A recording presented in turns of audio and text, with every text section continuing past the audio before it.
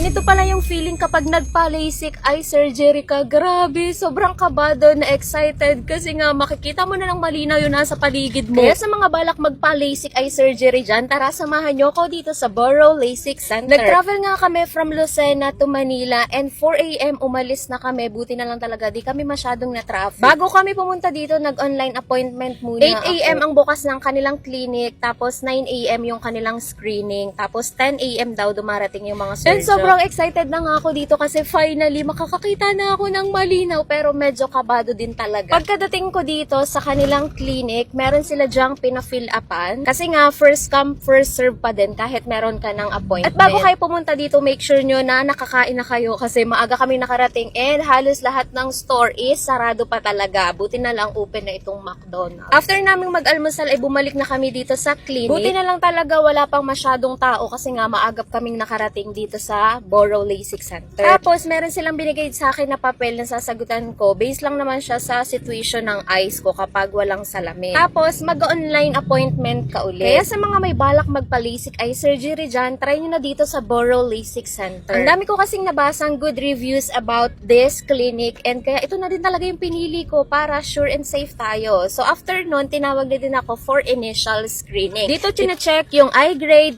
thickness ng cornea, tapos yung parang hihipan yung mata mo. Then dito naman yung second screening. Meron lang silang ipapabasa dyan, tapos yung may hot air balloon. Ito naman yung pangatlo. Dito explain na kung ano yung procedure na pwedeng gawin sa'yo. And take note ha, magkakaiba din talaga yung LASIK. Depende yan sa mata mo. May standard, may Z-LASIK, may clear. Dapat talaga clear yung ipapagawa ko. Kaso hindi daw siya pwede sa eyes ko kasi good lang siya para sa mga matataas ang grado. Binigyan ako ni Doc ng 2 options kung standard or Z-LASIK. Nahirapan pa nga ako kung ano yung pipiliin ko kasi nga nakakakaba talaga yung procedure. Pinakita din sa akin and explain kung paano siya gagawin. Sobrang bait nga ng mga doctor and staff dito. Sobrang friendly and accommodating talaga nila. Aabot lang daw ng 15 minutes yung procedure kaya ayan, binihisan na nila ako ng ganito. Pero nagutom ako kasi hindi pa ako nagla-lunch kaya buti na lang meron silang palibre na tinapay at tubig. Sobrang kabado ko nga talaga kasi ito yung first surgery na gagawin ko sa buong buhay ko. Tapos meron na silang pinatak sa mata ko na